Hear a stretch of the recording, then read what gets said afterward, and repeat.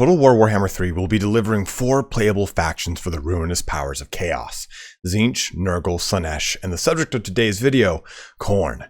With the rosters of the other 3 gods still a mystery, we can look to some of the things that are missing from Khorne's roster as discussion points. Now, I know the game isn't even out yet, but one thing that was really missing for me was news on how the mono-god lists would be influencing the Warriors of Chaos army lists. Will we be seeing the mono-god versions of the Chaos Warriors inhabiting that list? Will we be getting a god-themed Mortal Lord to fill into the Warriors of Chaos via DLC? There's a lot of questions that the Khorne roster brings to the table. In this video today, I want to focus mainly on not just my favorite Khorne character, but arguably my favorite quote-unquote mortal character in the Chaos Pantheon, Valkia the Bloody, the character, which is kind of essentially the Valkyrie of Khorne. You know, swinging through the lands of Norska, wailing on her air guitar and bringing chaos modders that fight courageously in Khorne's honor up to her shaggin' wagon to talk about blood, skulls, and thrones. We'll be discussing her lore by going into 8th edition army books lore for her, then discuss her mechanics before closing the video out talking about what other units could accompany her as a possible DLC choice. Now, before we get started, I think it's worth noting something about Warhammer 3. This is it. This is the end of the trilogy, and with no projects on the horizon that we know of just yet, such as Empire 2, Medieval 3, Shogun 3, so on and so forth, Creative Assembly is going to have to make this last for a long time. So I think we might start to see DLC that is smaller in nature, maybe a single character with a few units, or maybe a pack of just characters to be added to a single or multiple factions. For instance, a DLC that is elf-themed and adds Erloth to the Wood Elves, Shadowblade to the Dark Elves, and Corhill to the High Elves, or maybe even more. I mean, I wouldn't be surprised if CA decides to expand the game through less of the typical fashion we've seen in the previous 2 games. But it's something that we've also seen in Rome Total War. We got a lot of smaller form DLC where that wasn't that full-fledged campaign pack. It was just an expansion of smaller factions that were essentially like Greek hybrid factions. So again, I think that we could expect to see that. But I wanted to make that statement now because I think it's something that we can explore in the future depending on what CA has planned. But as always though, guys, if you've not yet pre-ordered Game 3, feel free to use the link to my Nexus Store. Nexus gets you a Steam key directly from the developer, preserves any Steam discounts, and it's a great way to support the channel. Let's get started on some Valkia the Bloody lore. So here we have the 8th edition entry here, and this isn't a big one. Actually, I think it was larger in the previous editions, and they've trimmed it down. But for the 8th edition here, we have Valkia the Bloody, bringer of glory, the Gorequeen. There is a legend of a cruel but beautiful warrior woman who is the consort of Khorne himself. Her violent deeds are watched over by her battle-hungry patron, and it is said that those who earn her blessing will fight in the halls of the blood god for all eternity. Her name is Valkia the Bloody, and she was returned from the dead to further the work of Khorne. Once the fell queen of a great northern tribe, Valkia rose to infamy by decapitating anyone foolish enough to question her right to reign. This pleased Khorne greatly, for Valkia dispatched many minions of his brother gods. One such individual was Losophax, an unimaginably perverse demon prince of Slaanesh. Struck by the queen's cold beauty, the leering demon prince suggested that Valkia would be better suited to life as a slave girl than that as a monarch.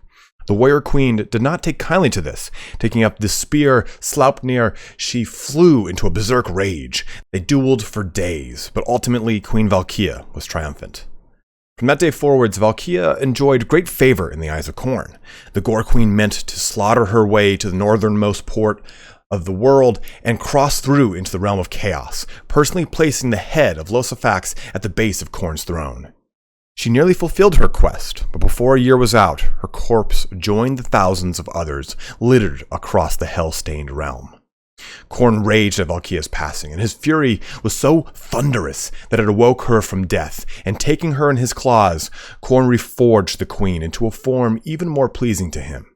Valkia returned to the mortal world, a vision of destructive power. Every new dawn, she descends from the skies, taking more skulls for her diabolic paramour, and choosing those who will fight on in the realm of chaos after their death. The warriors of chaos fight all the harder in her presence, for it is said the gaze of Khorne lingers about her still. Many champions redouble their efforts, knowing that the blood god despises cowards and will strike down those who flee. whilst others see a chance to gain his attention on the field of slaughter, knowing that to become one of his chosen is a prize beyond measure. Now, mechanics-wise, I think Valkia could be a really fun and special character. I mean, this is a character, obviously, from the lore that inspires all of the Chaos Marauders that she's around. And I think that that's kind of something that we would see brought into Total War Warhammer. She has this ability here called the Gaze of Khorne, in which case any friendly units around her can re-roll break tests. And if they actually do break and start to flee, they actually suffer damage. But the way I could actually see this being brought into Total War is simply a buff to leadership, maybe melee attack, because there's usually two things that are done in conjunction, but it is disabled if a unit drops below 50%. So for example, all units within 40 meters of Valkia get 12 leadership, but disabled if below 50%, because the Khorne doesn't look upon cowards. You're fleeing away, you no longer get my blessing. So I think it could be a very cool way to hey, she can help anchor your line, but if you have her leave, those units are going to lose that leadership buff, and then they're probably going to be at a point where they're going to be near fleeing. So it'd be a very interesting way to bring that into the table. And she also has fly. So if we've already talked about this with the ability to toggle fly, making its way into Total War Warhammer 3, it could be quite awesome to see her have the ability to move to different points of the battlefield quickly. This would be a character that is not a dragon or not a large creature that is a flying mount. This is a single individual creature that could just jump up into the air, something that I would expect to see from the demon characters that would be inhabiting Game 3. So it'd be very interesting to see that be part of her mechanics, especially if she has this ability to buff leadership. Now for her items, she's got 3 items, which makes for, again, a really solid lord with good presentation for quests and so on and so forth. The first one here is Spear of Sleipnir. The Gorequeen's barbed spear has slain kings and paupers alike, ripping out their hearts or striking their heads from their bodies in one deft blow. And I think that if she had this spear activated, it would give her heroic killing blow, or maybe just a killing blow special ability, and a very simple weapon that would also grant armor piercing damage, as well as either flaming and or magic attacks, because it seems to be the way that a lot of the Khorne things have gone so far in looking at what we've seen so far in Game 3's release from the Brass Citadel gameplay. So I would be very surprised if that wasn't the case. Also, it gives her a bonus to strength in tabletop. So again, I could see this as doing something that increases her weapon strength and her melee attack as soon as it's equipped in the campaign. But her other 2 items I could see as giving both either Mortis engine effects or persistent battle effects around her. Demon Shield, the horned head of Lucifax, has adorned Valkia's shield ever since the Demon Prince angered the Gorequeen. Its hypnotic eyes gazing all who come close. And what this does is it reduces the amount of attacks things can make whenever they come within base contact of Valkia in the tabletop. And I could look at this as something very simple as well, as a reduction to melee attack to things around her. And when we look at the Scarlet Armor, I would look at that as a reduction to weapon strength and things around her. So the Scarlet Armor, this suit of armor runs red with thick strings of blood, sapping the strength of all Khorne's enemies.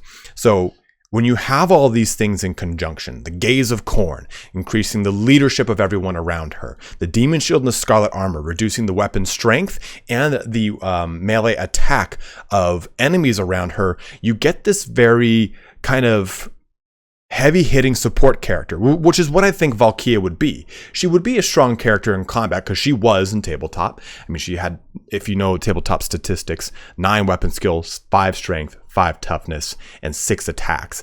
That's pretty goddamn beast. And I think that if she still kind of fits this persona of someone that does galvanize everyone around her while also sapping the life, well, not the life, but sapping the will from the enemy, I think that that would be a particularly awesome character, especially for Khorne to have. So I think that this is something that would be very fun, very characteristic, and a really cool addition to the mortal army list of Warriors of Chaos. Now, as far as units go, I think the 2 standout ones for me are Scaramore, the Skull Reapers and the Wrathmongers. Skull Reapers are basically heavily armored Khorne Berserkers in Warhammer Fantasy without breastplates on with gigantic two-handed swords. And the Wrathmongers are almost the exact same thing, but rather than having gigantic two-handed swords, they have these axes. They're dueling these axes that are on chains. And both of these things came in the end times, and they ended up transitioning into Age of Sigmar. So I think that that would be something that Total War would bring to the table, because they've already kind of tried to do this thing where, hey, we're going to borrow a little bit of stuff from Age of Sigmar that aesthetically really fits into the newer portrayal of chaos. And again, I've made a whole video about this, linked in the upper right corner, about how I'm okay with that step, taking a lot of the more updated approaches to Warhammer Fantasy's chaos. And that is something that we got in a big way in the end times. The end times updated a lot of the older Warhammer Fantasy models for chaos. And that's, again, like I said, great. I'd love to see that come into Total War Warhammer 3, because those updated portrayals are just so much cooler and so much more badass. Even further, we could go into stuff like Blood Beasts of Khorne, which would simply be a better version of a Khorne spawn. We have seen Khorne spawn in the, or I guess Mark of Khorne on a spawn in the Brass Citadel preview, but nothing specific like the Blood Beast, and we did not see it in the reveal. Also, we got a reveal of the Warhounds of Khorne, but we did not get anything or any discussion about Karanak. So Karanak could be an FLC character that is added alongside a Khorne Mortal DLC that is just simply Valkia. And that'd be pretty interesting. And there's a lot of other options here, right? There's Kalbanda, which is arguably more of a 40k prevalent greater demon, but a greater demon of Khorne nonetheless that does have a presence in fantasy. There's Scylla Angfingrim, the basically the named Blood Beast, the Scourgeborn as he is known, the Talon of Khorne. And there's other ones too, right? You can go even into like a lot of the older stuff like Arbal the Undefeated, which is one of the oldest characters and models of Khorne for Warhammer Fantasy, but never really made its way into the latter editions. That would be a particularly fun one. I mean, so you even have the Skull Taker, which I could possibly see as a Khorne Demon DLC themed, which would maybe bring a lot of other Khorne Demon stuff to the table. But I think that taking a chance to bring in some of these other units that we haven't seen in the roster just yet, and I think are kind of lacking, like Skull Reapers and Wrathmongers, to bring more mortal units into the game and to bring Valkia the Bloody into the game would be a really cool solo DLC. So let me know what you guys think in the comment section below. Do you think that we will be seeing more solo DLCs? Do you think we'll see more of an expansion upon the mortal and the demon portions of the demon rosters? Because I think that when I looked at both the Kislev and the Khorne roster, the Kislev roster was a little disappointing. When I looked at the Khorne roster, it felt badass, it felt great, it felt very strong. As far as the 8th edition Chaos Demons roster is concerned, from 8th edition Warhammer Fantasy, it was complete. I was missing, of course, the character of Karanak and whatnot, but for the most part, it was pretty spot on and good. It was just missing a lot of the Khorne mortal units that I found bring a lot of flavor to a Khorne army. I personally, when I played Warhammer Fantasy Chaos, I played Khorne, and Valkia the Bloody was one of my favorite characters. She was such a beast in close combat. So that's kind of why I've decided to theme the video around her here today. But again, as always, guys, thank you so much for watching here today. Go ahead and let me know in the comment section below about what you feel that kind of future for some of these rosters will be as we start to hear more and more. And again, I know it's a little early to be talking about the DLC of a game that's not even out, but it's something that was on my mind. Didn't have a lot to talk about since we don't have a lot of Warhammer 3 news, so I figured it'd be a fun little subject to hit on. But as always, have a good one and take care.